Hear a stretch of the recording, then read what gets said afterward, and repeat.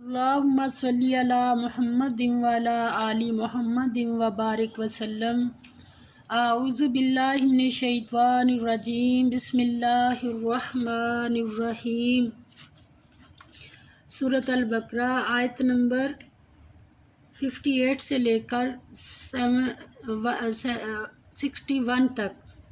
آئیے ہم دیکھ لیتے ہیں۔ ابھی بنی اسرائیل کا ہی ذکر چل رہا ہے اور ان کی جو حکم و عدولیاں ہیں اللہ کی، وہ ساری اللہ تعالیٰ بتا رہے ہیں۔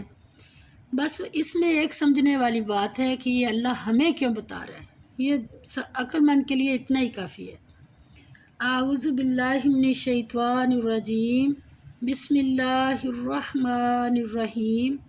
وَإِذْ قُلْنَا، اور جب کہا ہم نے، ادخلوا، داخل ہو، حاضہ، اس القریۃ، بستی میں، فکلوا، پس کھاؤ، منہا، اس میں سے، حیث شئتم، جہاں سے چاہو تم، کتنا، راغداً، با فراغت، وادخلوا، اور داخل ہو جاؤ، الباب، دروازے میں، سجداً، سجدہ کرتے ہوئے، وقولوا، اور کہتے جانا، حطۃ، بخش دے، نغفر لکم، ہم بخش دیں گے تمہیں، خطایاکم، خطائیں تمہاری، وسنزید، اور عنقریب زیادہ دیں گے، المحسنین، نیکی کرنے والوں کو۔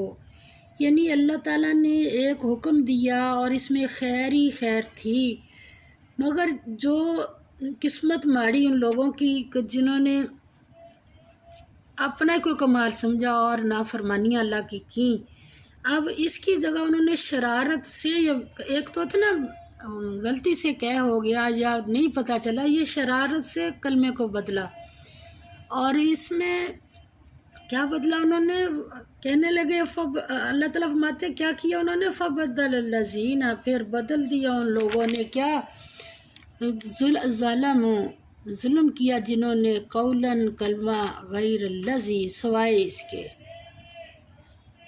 قیل لہم، کہا گیا تھا ان سے۔ تو اس میں ایک حدیث کا مفہوم بھی پڑھتی ہوں۔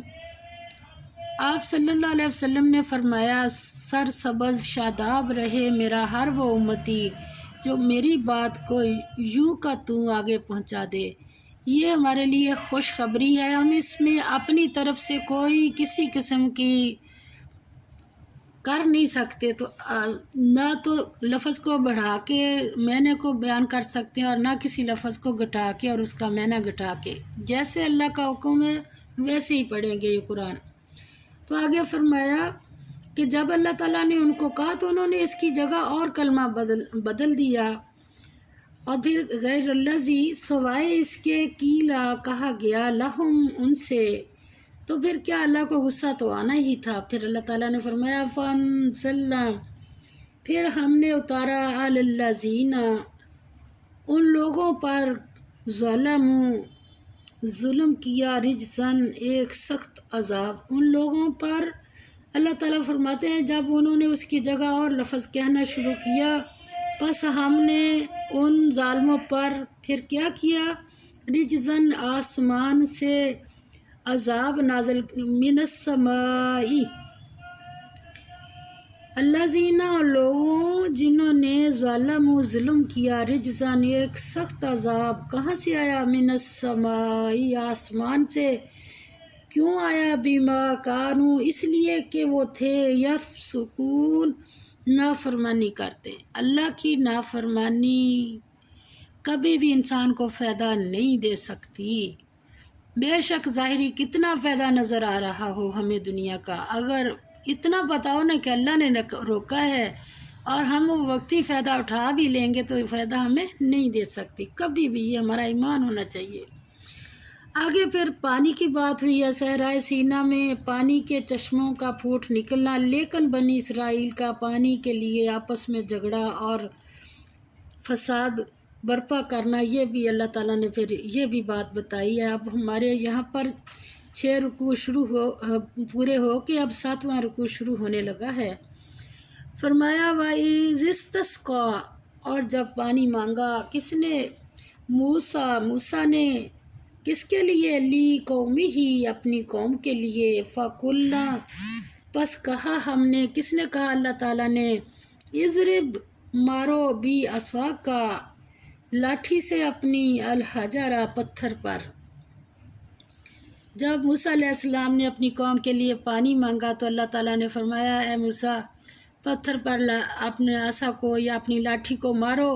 تو پھر جب حضرت موسیٰ علیہ السلام نے اس کے اوپر اللہ کے حکم سے لاٹھی کو مارا تو کیا ہوا؟ فن فجرت، پس پھوٹ نکلے، من ہو، اس میں سے، اسنتا، دو، اشرتا، 10، یعنی 2 اور 10، 12، 2 اور 10 ملا کے کتنے ہو گئے؟ 12۔ کیا چیز؟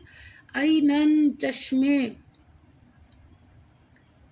قد، تحقیق، علما، جان لیا، کلو، تمام، اناسن، لوگوں نے، مشربہم، پانی لینے کی جگہ اپنی۔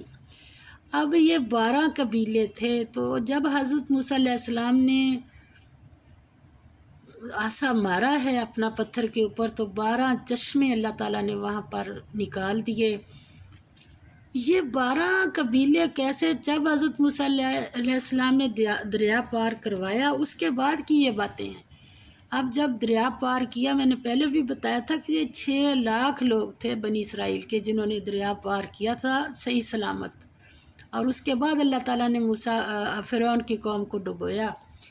تو اللہ تعالیٰ فرماتے ہیں کہ پھر تمام لوگوں نے اپنا اپنا گھاٹ معلوم کر کے پانی پی لیا، تو اللہ نے پھر کیا حکم دیا؟ کلو، کھاؤ، وشربو، اور پیو، من رزق، روزی سے، کس کی طرف سے؟ اللہ ہی، اللہ کی طرف سے، ولا، اور پابندی آئی پھر ایک، ولا، اور نہ، تعصو،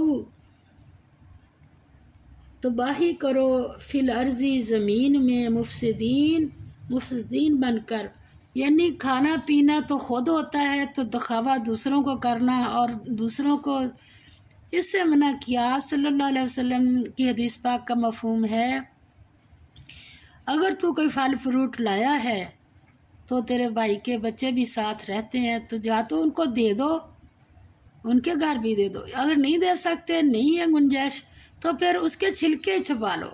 یہ نہ ہو کہ آپ کھا پی کے چھلکے باہر پھینک دو اور آپ کے بھائی کے بچے ترستے رہیں۔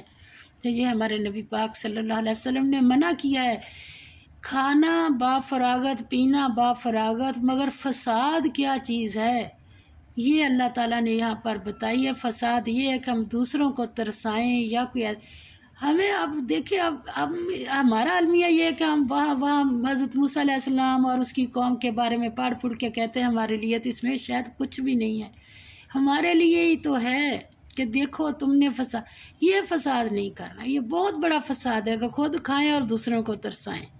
اور اس کے بعد فرمایا، وَإِذْ قُلْتُمْ، اور جب تم نے کہا، یا موسیٰ، اے موسیٰ، دیکھ لیں آپ نخرے دیکھیں اس قوم کے، لن، ہرگز نہیں، نصبرا، کبھی صبر کریں گے، علی طعام واحد، ایک ہی کھانے پر۔ کیا تھا ایک کھانا؟ ابھی ہم نے پیچھے پڑھا، من و سلوا جو اللہ تعالیٰ نے اتارا تھا، اب پانی بھی دے دیا، تو یہاں پر پھر نخرہ آیا، کہنے لگے اے موسیٰ، ہم سے نہیں ایک ہی کھانے پر صبر ہوتا، ہم کبھی صبر نہیں کریں گے، کیا کرو پھر؟ وَفَدْعُ لَنَا، پس دعا کرو ہمارے لیے، کس سے؟ ربک، اپنے رب سے، اللہ ہمیں معاف فرما دے۔ اب ہم دیکھیے ایسی بگڑی ہوئی قوم رب کو صرف موسیٰ کے لیے سمجھ رہے تھے، اے موسیٰ اپنے رب سے دعا کر، کتنی شان بے نیازی ہیں ان لوگوں کی، اللہ ہمیں بھی بچا لے ایسی حرکتوں سے۔ ربک، اپنے رب سے، یخرج، وہ نکالے، لنا، ہمارے لیے، مما، اس میں سے جو تم بھی تو اگاتی ہے، الارض، زمین،